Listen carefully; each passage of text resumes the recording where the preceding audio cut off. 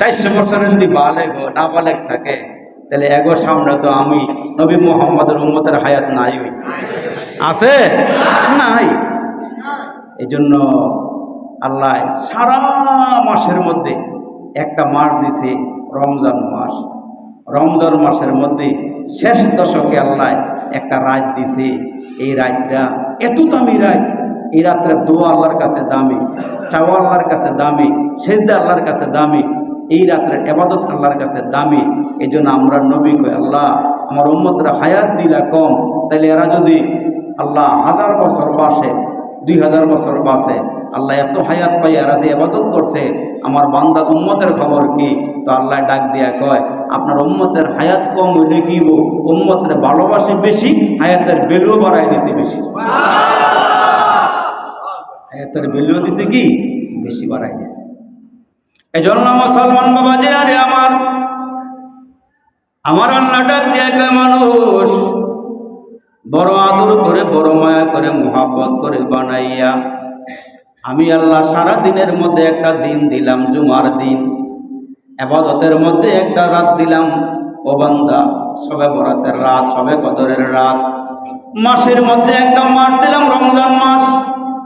আমার আল্লাহ ডাক দিয়া কই, মানুষ এই দিন এই রাত দিয়া দিয়া আমি আল্লাহ দেখি কারা আমার গোলামি করে, কারা আমার বন্দেগী করে, কারা আমার দাসত্ব করে, কারা আমার কাছে চায়, কারা গুনাহ কইরা অপরাধী ভাইবা নিজেকে আমার কাছে সবর্দ করে দেয়।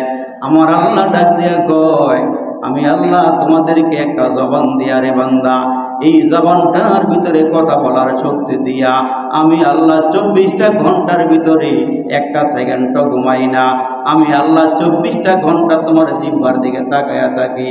তুমি যদি আমার একবার আল্লাহ কয়ে ডাক দেও, আমি আল্লাহ তোমার ওই ডাক্তার দিকেই তাকায়া থাকি। তোমার ডাক্তার দিকে আমি তাকায়া থাকি। তুমি দিনে আমার একটা ডাক দেও, রাতে আমার একটা ডাক দেও। এই জন্য আল্লাহ বলেন, বান্দা যদি কিছু খাইয়া আমার শুকরিয়া আদায় করে, কিছু পাইয়া আমার শুকরিয়া আদায় করে, তখন আল্লাহ ফেরেশতাকে লইয়া গর্ব করে আর কয়, এই ফেরেশতারা, তোরা কইছিলি মানুষ বানাইতে না করছিলি, দেখ বানাইয়া আমি বালা করছি না খারাপ করছি। তোরা কইছিলি তোরা আমার ইবাদত করবি, তোরা আমার গোলামি করবি। এরা তাকায়া তাকায়া দেখ, ইচ্ছা করলে আজকে 19 রোজা যখন নামাজের পরে বালিশটা মাথার নিচে, এই যে মাথাটা বালিশটার উপরে দিয়া মাথার নিচে বালিশটা দিয়া একটা গড়াইতে পারত, কিন্তু এরা চেয়ারে বসে নাই, এরা মসজিদের ভিতরে হাঁটু বেড়ে বসে পড়ছে। তোরা তাকায়া দেখ, একবার সুবহানাল্লাহ আওয়াজ দিলে মসজিদ সহ কাঁপে, একবার আলহামদুলিল্লাহ কইলে মসজিদ সহ কাঁপে। তোরা কইছিলি মানুষ বানাইও না, আমি যে মানুষ বানাইয়া আমি কি ভুল করছি? ছায়া ছায়া দেখ এরা আমার কেমনে গোলামি করে। আমি আল্লাহ তাআলা এদের গোলামিটা অনেক বেশি পছন্দ করে। জোরে করছি। ফেরেশতারা কইছিল আল্লাহ মানুষ বানাইব, এরা মারামারি করব, কাটাকাটি করব, এরা মানুষকে ঠকাইব, ওজনে কম দিব, মানুষ বানাইব না। এই জন্য আল্লাহ ডাক দিয়া ফেরেশতারা, শোন, আমি একটা রাত রাখছি, আসমানের সমস্ত ফেরেশতা তোরা যারা আসত, সব ফেরেশতা জমিনের নাইমা যারা সবাই কদরের ইবাদত করে, তোরা সবাই গিয়া এদেরকে সালাম দিবে, সবাই সালাম দিবে, এদের জন্য দোয়া করবি। এই জন্য আমার নবী কয়, এই সবে কদরের রাত্রে আল্লাহ আসমান থেকে এত ফেরেশতা জমিনের নামায়, জমিনটা সংকীর্ণ হয়ে যায়। সুবহানাল্লাহ, আওয়াজ দিয়ে জমিনটা কি হয়ে যায়? সংকীর্ণ হয়ে যায়।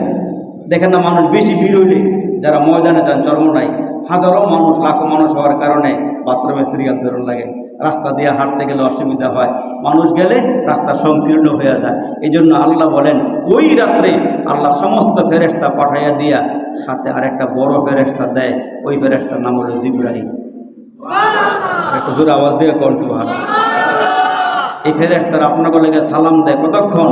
একেবারে ফজরের সূর্য ওঠার আগ পর্যন্ত সালাম দেয়। মুসলমান বাবাজিরা রে আমার, ওই মালিক আল্লাহ ডাক দিয়ে কয়, মানুষ তোমাদেরকে জানায়া দেই, আমি আল্লাহ তাআলা তোমাদেরকে বড় ভালোবাসি, বড় মহব্বত করি, বড় আদর করে বানাইছি। আমি আল্লাহ জানাই দিয়েছি, বান্দা তোমরা আমার আদরের বান্দা, তোমরা আমার মহব্বতের বান্দা। আমি আল্লাহ জানাই দিয়েছি, এই দুনিয়া থেকে ঘুরাইয়া ঘুরাইয়া জমিন থেকে তোমাদেরকে আবার আমি আল্লাহ জান্নাতের মধ্যে নিয়ে আসবো। এই জন্য আমি আল্লাহ তোমাদেরকে ভালোবাসি বলি আমি আল্লাহ জান্নাত একটা বেশি বানাইছি, জাহান্নাম আমি আল্লাহ একটা কম বানাইছি। অধিক সংখ্যক মানুষ যেন আমার জান্নাতে যাইতে পারে, এই জন্য আমি আল্লাহ তাআলা জান্নাতটাও বড় করে বানাইছি। এই জন্য আপনাদের পায়ে হাত দিয়ে বলে যাইবা, আমার আল্লাহ 8টা জান্নাত বানাইলো, 7টা জাহান্নাম বানাইলো।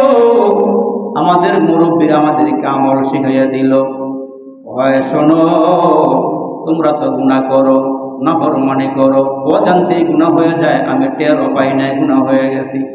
এই জন্য মুরব্বীরা কয় কোন পুরুষ যদি আল্লাহর ঘর মসজিদে আসে, ফজরের নামাজটা জামাতের সাথে আদায় করে, 1 রাকাতের বিনিময়ে আল্লাহ দিনের গুনাহগুলো মাফ করে দেয়, আর 1 রাকাতের বিনিময়ে আল্লাহ রাতের গুনাহগুলো মাফ করে দেয়। আওয়াজ দেয়া কোন সুবহানাল্লাহ। 8টা জান্নাতে যেতে চাও, মুরব্বিরা দিয়ে কয় 8টা জান্নাতে ঢুকবার চাও, তাইলে যোহরের 4 রাকাত ফরজ নামাজ, আসরের 4 রাকাত ফরজ নামাজ নিয়মিত ভাবে যে আল্লাহর বান্দারা আদায় করবে পড়বে, এই 8টা রাকাত নামাজের বিনিময়ে আল্লাহ হাসরের কঠিন ময়দানে ওই বান্দা এবং বান্দির জন্য 8টা জান্নাতের দরজা খুলিয়ে দিবে, 7টা জাহান্নামের দরজা তালা মারা যাও। এর মুসলমান দুনিয়ার থেকে আমল করে যাও, দুনিয়াটা হইল আমলের বাজার। আপনি বাড়ির থেকে রওনা দিলেন, পকেটের টাকাও নাই, বাজারের ব্যাগ আছে, বাজারের ব্যাগটা লয়ে বৈদ্যার বাজারে চলে গেলেন, চৌরাস্তার বাজারে গেলেন, আনন্দের বাজারে গেলেন, কিন্তু ব্যাগ নিয়া বাজারে বাজারে ঘুরলেন, পকেটে টাকা নাই, আপনি বাজার করতে পারলেন না।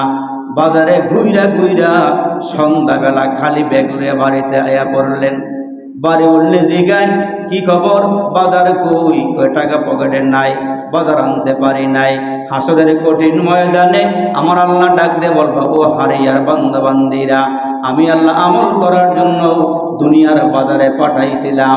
এরে বান্দা, দুনিয়ার বাজারে পাঠাইয়া আমি আল্লাহ কোরআন দিয়েছিলাম, দুনিয়ার বাজারের মধ্যে আমল করার জন্য আমি 5 বেলা নামাজ দিয়েছিলাম, দুনিয়ার বাজার থেকে আমল করার জন্য মাহে রমজানের রোজা দিয়েছিলাম। এরে বান্দা, সম্পদ দিয়ে বলছিলাম যাকাত দিও, সম্পদ দিয়ে বলছিলাম তোমরা ফিতরা দিও, সম্পদ দিয়ে বলছিলাম বান্দা হজ কইরো। এটা হলো আমলের বাজার। এই আমলের বাজার থেকে যদি আমল করে যাইতে না পারি গো বাপ, আমার আল্লাহ ডাক দিয়ে বলবে, বান্দা এই দুনিয়াতে নাফরমানি করলে, গুনাহ করলে আমি আল্লাহ ধরি না, আমি আল্লাহ কিছুই বলি না। এরে বাপ, আমার দিকে তাকায় মনোযোগ দিয়ে কথাগুলো শোনেন। আমার আল্লাহ ডাক দিয়ে কয়, দুনিয়াটা হলো পরীক্ষার হল। এরে বান্দা, বড় লোকের জন্য পরীক্ষা, গরিবের জন্য পরীক্ষা, শিক্ষিতের জন্য পরীক্ষা, অশিক্ষিতের জন্য পরীক্ষা। আমার আল্লাহ ডাক দিয়ে কয়, মানুষ এই পরীক্ষার হলের অবস্থা হইল, তুমি গুনাহ করবা আমি কিছু বলবো না, সুদ খাইবা কিছু বলবো না, ঘুষ খাইবা কিছু বলবো না, নামাজ পড়বা না আমি আল্লাহ বলবো না, রোজা রাখবো না আমি আল্লাহ ধরবো না, আমার ধরার জায়গা আছে আমি আল্লাহ এই দুনিয়াতে ধরবো না। বান্দা গুনাহ করলেও ধরবো না, ইয়াবা খাইলেও ধরবো না, গাঁজা খাইলেও ধরবো না, হেরোইন খাইলেও ধরবো না, জিনা করবা ধরবো না, অপরকে ঠকায় মাল খাইবা ধরবো না। আর এক বেটার সীমানার মধ্যে ডিন্ডি করি গাছ লাগাইয়া তুমি উঠান আন্দার বানাইলে আমি আল্লাহ ধরবো না।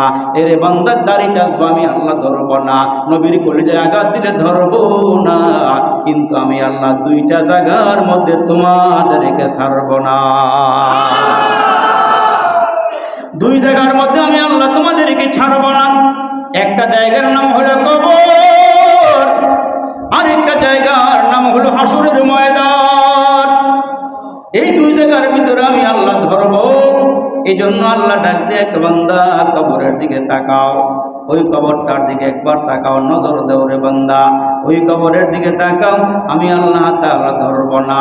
এই জন্য মালিক ডাক দিয়া কয়, তোমরা যারা নেককার হইয়া, তোমরা যারা আলহামদুলিল্লাহ বললাম, তোমরা যারা আল্লাহু আকবার বললা, যখন তোমার সামনে মালাকুল মউত আসবে, একটু খেয়াল করে কথা শুনো, আপনার আমার রূহ নেওয়ার জন্য মালাকুল মউত আসবে।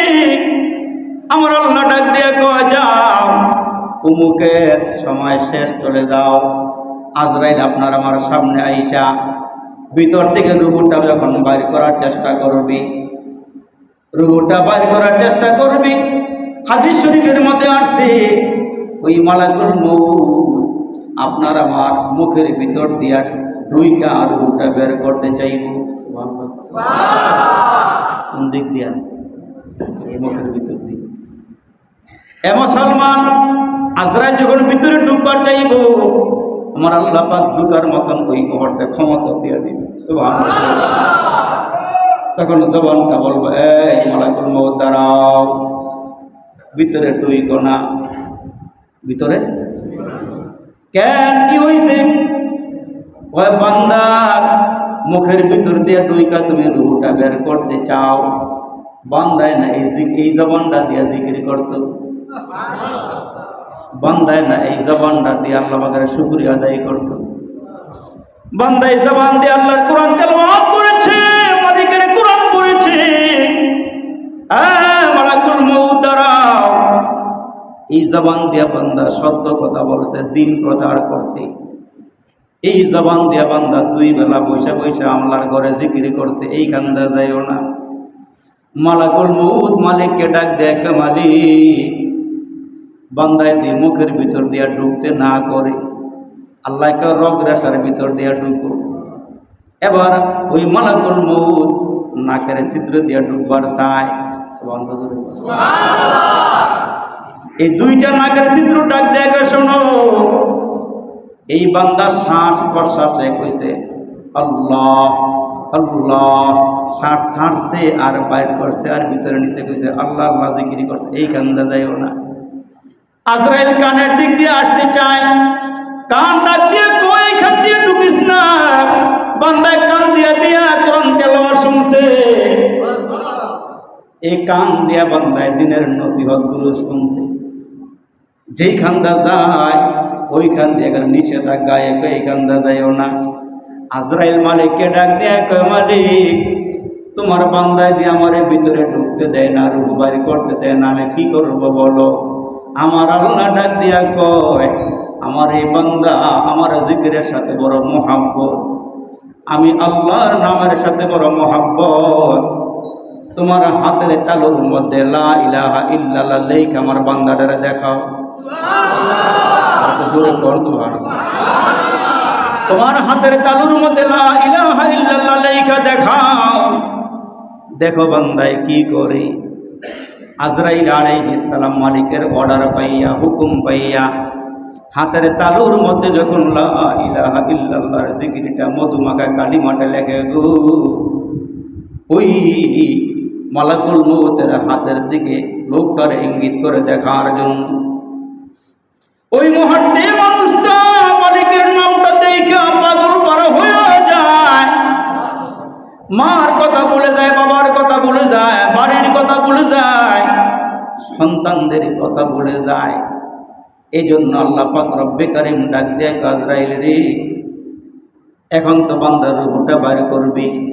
আমি দুইটা জায়গা রাখছি, একটার নাম হলো জান্নাত, আরেকটার নাম হলো জাহান্নাম। আমি যখন জিব্রাইলকে সৃষ্টি করেছি, জিব্রাইলকে আমি 600 পাখা দিছি। 600 পাখার মধ্যে এমন দুইটা পাখা দিছি, ওই পাখা দুইটা ময়ূরের ডানার মতো বড় সুন্দর। ওই এক একটা পাখা এত বড় এত বড়, ওই আসমান জমিনের মাঝখানে শূন্য জায়গা যত বড়, ওই দুইটা পাখা তত বড়। জিব্রাইলকে একটু ডাক দাও। জিব্রাইলের দুইটা পাখার ভিতরে কারা কারা জান্নাতীদের নাম লেখা আছে, আরেকটা পাখার মধ্যে কে কে জাহান্নামী, এই নামগুলো লেখা আছে। বান্দায় কোন জান্নাতরা পাইব আমি আল্লাহ তা লেখা দিছি গো।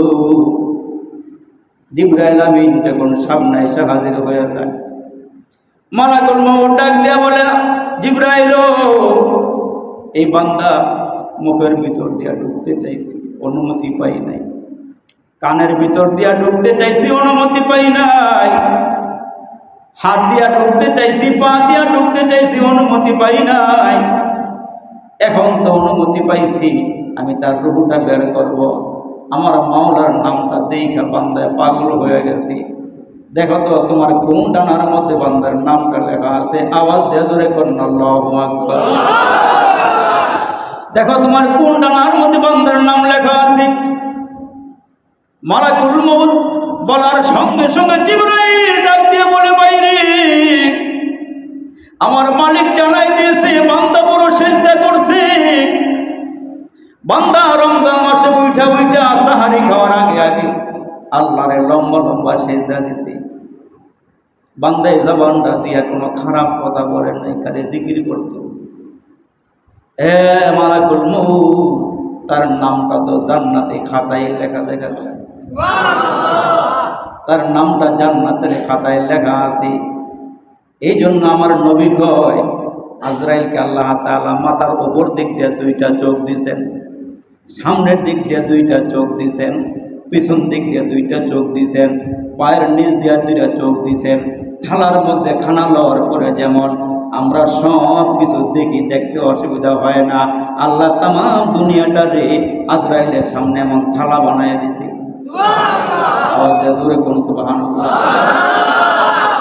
এরকম করে থালা বানায় দিছি আজরাইলকে আমার আল্লাহ। এরে মুসলমান বাবা জানেরা আমার, এই জন্য আল্লাহ ডাক দিয়া গো মানুষ, ওই কবরটার কথা চিন্তা কইরো, বারবার বেশি বেশি করে কবরটার মুরাকাবা কইরো। এই কবরটার দিকে একটু খেয়াল কইরো বাপ। আপনাদের মসজিদে আমি একবার দুইবার আসি নাই, আল্লাহ অনেকবার আনছেন। এই গ্রামের মানুষের সাথে অন্তরের একটা মহাব্বত, অনেকের নাম না জানলো চেহারাটা আমার মুখস্থ। বাপ ডানে বসত বামে বসত, ওই মানুষগুলোর সাথে আজকে আমার আর দেখা হয় না গো। এরা কবরের মধ্যে শুয়ে পড়ছে। এই যে আমার মালেক কাকা, হাফেজ মালেক কাকা শুরু করে এমন অনেক মুরব্বীর আশপাশে বসে বসে আলোচনা শুনতো, আজকে এরা কবরে ঘুমায় গেছে। এই জন্য মুসলমান বাবাজিরা